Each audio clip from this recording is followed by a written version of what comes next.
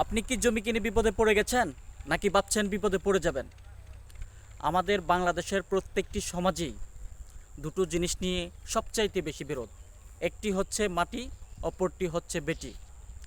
মাটি হচ্ছে জমিন বা সম্পত্তি সংক্রান্ত বিষয়গুলো, আর বেটি হচ্ছে পারিবারিক স্ত্রীজনিত ঝামেলাগুলো।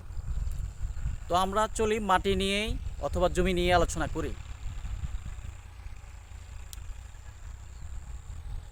আমরা প্রত্যেকেই সারা জীবনের সঞ্চিত এবং অর্জিত অর্থের একটা বিরাট অঙ্কের টাকা দিয়ে একটা জমি খরিদ করি। কিন্তু সবচেয়ে বড় বিষয় হচ্ছে এই জমিটি খরিদ করার পরে আমরা অনেক বড় ভোগান্তিতে ভুগতে হয়।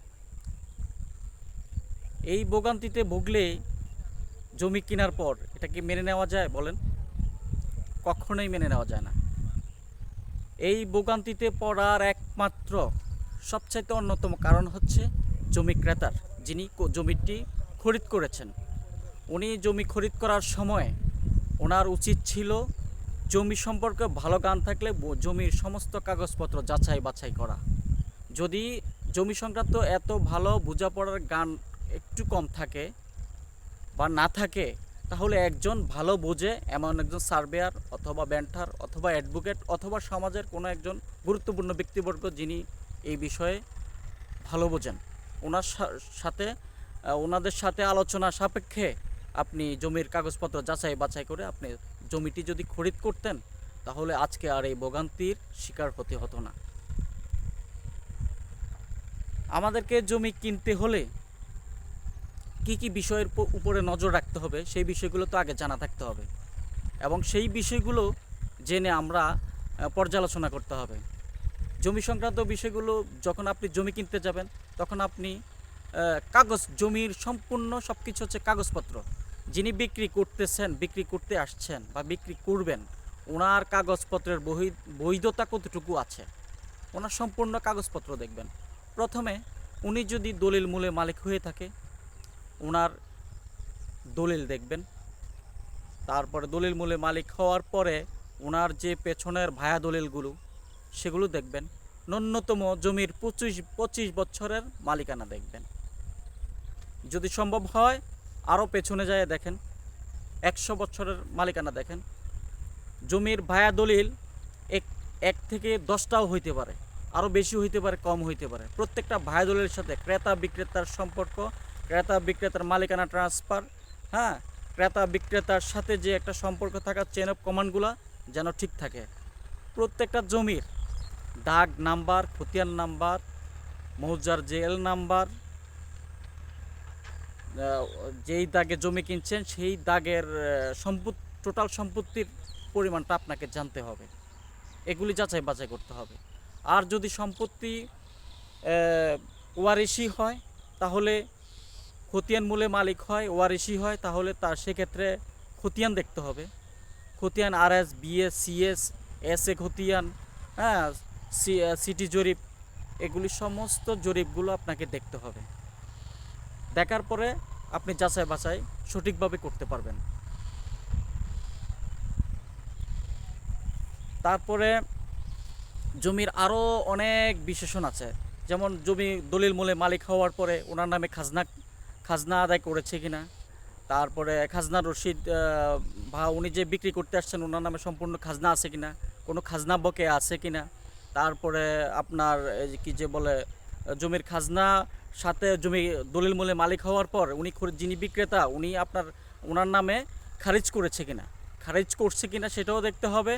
তারপরে ওয়ারিশ সূত্রে মালিক হওয়ার পরেও ওয়ারিশ সূত্রে মালিক হওয়ার পর খারিজ করছে কিনা, আর না করলে ওয়ারিশ সনদ হিসেবে উনি জমি বেচা বিক্রি করতে পারবে। তবে ওনার যে প্রাপ্ত অংশ দেখতে হবে, ওনার খতিয়ানের মধ্যে ওনার প্রাপ্ত হিস্সা কতটুকু, ওই হিস্সা অনুসারে প্রাপ্ত হিস্সার বৈধ হিস্সা আপনাকে দেখতে হবে। খতিয়ান মূলে জমি বিক্রি করতে হলে উনি ওনার খতিয়ানটা কি ওনার নামে বিএস নাকি ওনার বাবার নামে বিএস আছে।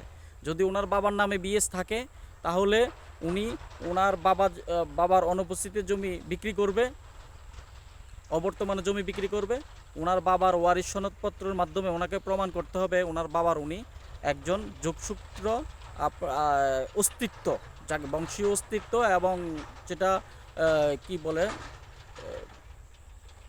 ওয়ারিশ সনদ দিয়ে প্রমাণ করা যায়।